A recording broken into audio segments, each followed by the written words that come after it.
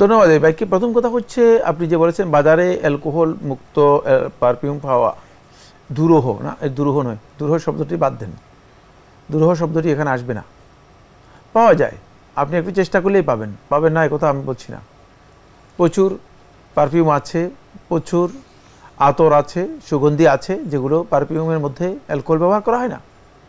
Alcohol যেগুলো ব্যবহার করা থাকে সেগুলো প্রসিদ্ধ যে কোম্পানিগুলো আছে, বড় বড় কোম্পানি যেগুলো আছে তারাই ব্যবহার করে থাকে, বিশেষ করে তারা প্রিজার্ভেশনের জন্য ব্যবহার করে থাকে। সুতরাং অ্যালকোহল ছাড়া পারফিউম পাওয়া যায় না, এই বক্তব্যটি মানে যথাযথ বা সঠিক নয়। আমরা জানি যে হাদিসের নামে অনেক জাল জালিয়াতি হয়েছে। যেহেতু যখন প্রবৃত্তির অনুসারীরা অথবা বিভিন্ন দলগোষ্ঠীর যারা প্রচারকারী আছে তারা যখন ইসলামের মধ্যে প্রবেশ করেছে, তারা নিজেদের সপক্ষে, নিজেদের চিন্তাধারার সপক্ষে, নিজেদের আনুকূল্যে মন গড়া প্রচুর কথা হাদিসের নামে চালিয়ে দিয়েছে, যেটা মুহাদ্দিসিনগণ পরবর্তীতে একেবারেই এটাকে কি বলা হয়, মানে চালনি দিয়ে সুন্দরভাবে বাছাই করে পরিষ্কার করে দিয়েছেন। এগুলো মিথ্যা হাদিস বলা হয় থাকে, অথবা জাল হাদিস, অথবা অত্যন্ত দুর্বল হাদিস বলা হয় থাকে। এই রেওয়ায়েতগুলো একেবারেই মিথ্যা, এগুলোর কোনো ভিত্তি নেই, এগুলো আমলযোগ্য নয়। মুহাদ্দিসিনগণ এই কাজটি করেছেন, কিয়ামত পর্যন্ত উম্মতের জন্য সবচেয়ে বড় একটি অবদান রেখে গেছেন। সেটা হচ্ছে যে হাদিসের মধ্যে জাল জালিয়াতি ঢুকে যাওয়ার পরে, মিথ্যা কথা এবং মনগড়া বক্তব্য ঢুকে যাওয়ার পরে সহিহ হাদিসগুলোকে আলাদা করায়, জাল জালিয়াতি যে হাদিসগুলোর মধ্যে করা হয়েছে বা মিথ্যা কথা যেগুলোর মধ্যে এসেছে সেগুলোকে আলাদা করে দিয়েছেন, যাতে করে আমরা সহিটা আমল করতে পারি। এই কাজটি, মহান কাজটি যারা করেছেন তারা এই উম্মতের সবচেয়ে বড় খেদমত করেছেন, যেটা পৃথিবীর ইতিহাসে একটি বিরল মানে কর্ম। যেভাবে তারা হাদিসগুলোকে যাচাই বাছাই করেছেন, যে পদ্ধতিতে যাচাই বাছাই করেছেন, এটি পৃথিবীর ইতিহাসে এই ধরনের কোনো কর্ম দুনিয়ার কোনো মানুষ খুবই কঠিন, খুবই কঠিন। শুধুমাত্র আল্লাহ রাসূল সাল্লাল্লাহু আলাইহি ওয়াসাল্লামের বক্তব্যগুলোকে আলাদা করে বের করে নিয়ে আসার জন্য করা, এটা খুব সহজ বিষয় ছিল না। কিন্তু আল্লাহ তাআলা এই উম্মতের একদল আলেমকে, একদল যোগ্য লোককে, একদল আহলে হাদিসকে আল্লাহ তাআলা সে মর্যাদা দিয়েছেন, সে সম্মান দিয়েছেন, সে মেধা এবং শক্তি দিয়েছেন। এত মেধা শক্তি ছিল যে এক একজনের মানে হাজার হাজার মানে লোকের জীবনী মুখস্থ ছিল। এগুলো তো আসলে অকল্পনীয়, দৃঢ় ঈমান ছাড়া তো সম্ভব না। সুতরাং এই যে বিষয়টি, এই বিষয়টি এই কারণেই সম্ভব হয়েছে যেহেতু আল্লাহ তাআলা চেয়েছেন যে এই দিনকে আল্লাহ সুবহানাহু ওয়া তাআলা কিয়ামত পর্যন্ত সত্যিকার আল্লাহর বান্দাদের জন্য আল্লাহ রাব্বুল আলামিন হেফাজত করবেন। এই জন্য সেই হেফাজত করেছেন, জি, ফলে এই আল্লাহ সুবহানাহু ওয়া তাআলা মানে তাদের মাধ্যমে এই কাজটি করেছেন। এই জন্য জাল জালিয়াতি যেগুলো করা হয়েছে সেগুলো সম্পূর্ণ আলাদা করে দেওয়া হয়েছে। এখানে প্রসঙ্গত একটি বিষয় বলবো, সেটা হচ্ছে মানে আজকের এই দিনে কোনো ব্যক্তি মানে একটা সহিহ হাদিসও নিজে তৈরিও করতে পারবে না, আবার একটা জাল হাদিসও তৈরি করতে পারবে না। সহিহ হাদিসের যে ভাষা, যারা অভিজ্ঞ তারা ভাষা দেখলে বুঝতে পারে যে এটা হাদিস নয়। মানে এখানে মানে এটাই হচ্ছে সবচেয়ে বড় চ্যালেঞ্জ।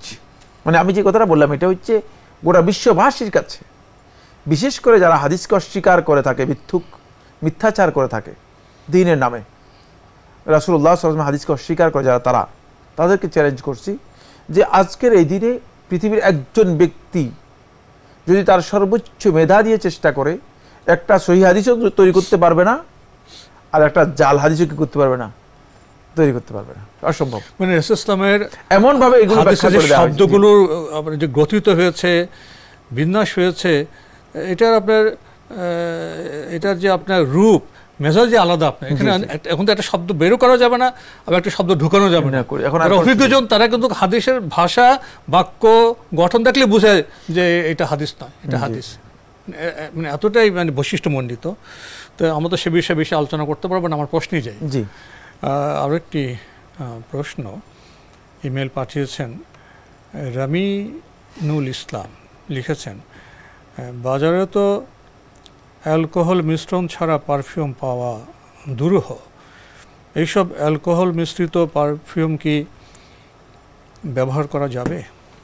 ধন্যবাদ এই ভাইকে। প্রথম কথা হচ্ছে, আপনি যে বলেছেন বাজারে অ্যালকোহল মুক্ত পারফিউম পাওয়া দুরূহ, না দুরূহ নয়, দুরূহ শব্দটি বাদ দেন, দুরূহ শব্দটি এখানে আসবে না। পাওয়া যায়, আপনি একটু চেষ্টা করলেই পাবেন, পাবেন না এ কথা আমি বলছি না। প্রচুর পারফিউম আছে, প্রচুর আতর আছে, সুগন্ধি আছে, যেগুলো পারফিউমের মধ্যে অ্যালকোহল ব্যবহার করা হয় না। অ্যালকোহল যেগুলো ব্যবহার করা থাকে সেগুলো প্রসিদ্ধ যে কোম্পানিগুলো আছে, বড় বড় কোম্পানি যেগুলো আছে, তারাই ব্যবহার করে থাকে, বিশেষ করে তারা প্রিজার্ভেশনের জন্য ব্যবহার করে থাকে। সুতরাং অ্যালকোহল ছাড়া পারফিউম পাওয়া যায় না, এই বক্তব্যটি মানে যথাযথ বা সঠিক নয়, 1 নম্বর। 2 নম্বর বিষয় হচ্ছে, অ্যালকোহল ব্যবহার করা হয় তাকে কেন?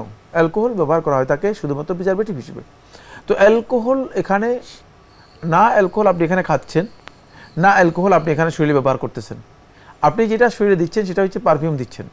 আর এই পারফিউমটা এমন যে, সুগন্ধিটা এমন যে, পারফিউমটা আপনি শরীর অথবা কাপড়ে খুব ভালো করে খেয়াল করুন, দেওয়ার পরে শুকিয়ে যায়, মানে এটা তাৎক্ষণিকভাবেই এটা শেষ হয়ে যায়, শুকিয়ে যায়, আর শেষ হয়ে যায়, এটার কোনো অস্তিত্ব থাকে না, জাস্ট একটু সুগন্ধ থাকে।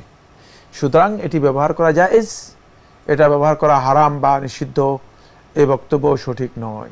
ভাই রামিনুল ইসলাম আপনি আরও লিখেছেন, আমরা জানি মহিলারা শরিয়তের বিধান অনুসারে বাবার সম্পত্তির অধিকার রাখে, কিন্তু আমাদের সমাজের একটা বাস্তবতা হচ্ছে অনেকে এই বিষয়টিকে আন্তরিকভাবে মেনে নেয় না। অর্থাৎ কোনো মহিলা যদি তার প্রাপ্য বাবার সম্পত্তি দাবি করে, তখন তাকে বিভিন্নভাবে হেয় করা হয়, তাকে নিচু মানসিকতার বলে ধরে নেওয়া হয় ইত্যাদি।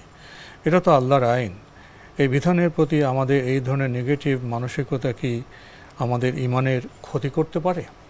আসলে নির্ভর করছে সেটা আসলে সে কি ইমানের কারণে মানে নেগেটিভ করছেন, নাকি আসলে সে আসলে জানেনই না। আমাদের সমাজের মধ্যে মানুষ অনেক আছে যে বিধান সম্পর্কেও জ্ঞান নেই। এখন যদি না জেনে বিধান সম্পর্কে তিনি হয়তো মনে করছেন যে বাবার সম্পত্তি আমিই পাবো, বোন কেন পাবে। যদি এমন জাহিল হয়ে থাকে তাহলে তো ইমানের সাথে সম্পৃক্ত বিষয় না।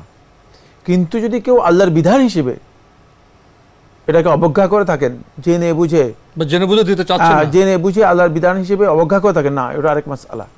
জেনে বুঝে আল্লাহর বিধান অবজ্ঞা করেন, এই অর্থে এই কথা বলেন যে আল্লাহ তাআলা মানে সম্পদটা বন্টন করেছেন, মেয়েদেরকে দিল কেন? প্রশ্ন উত্থাপন করে, তাহলে সে ব্যক্তি অবশ্যই তার ঈমান নষ্ট হয়ে যাবে, কোনো সন্দেহ নেই।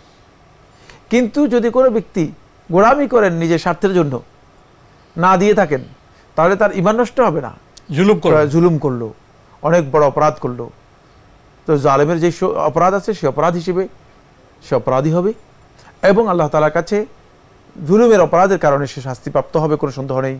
এটা কবিরা গুনাহ হবে। দুইটা এক জিনিস নয়, খেয়াল রাখতে হবে যে একটা হচ্ছে বিধানকে অস্বীকার করা, বিধানের সাথে ঠাট্টা তামাশা করা, আর একটা হচ্ছে বিধান পালন না করা, হক না দেওয়া, জুলুম করা। দুইটা ভিন্ন জিনিস। যদি জুলুম করে থাকে তাহলে তার ঈমান নষ্ট হয়ে যাবে বা ঈমান ক্ষতিগ্রস্ত হবে, তা নয়, বরং সে জুলুম করার কারণে অপরাধী হিসেবে কবিরা গুনাহকারী, অবশ্যই অপরাধী বিবেচিত হবে।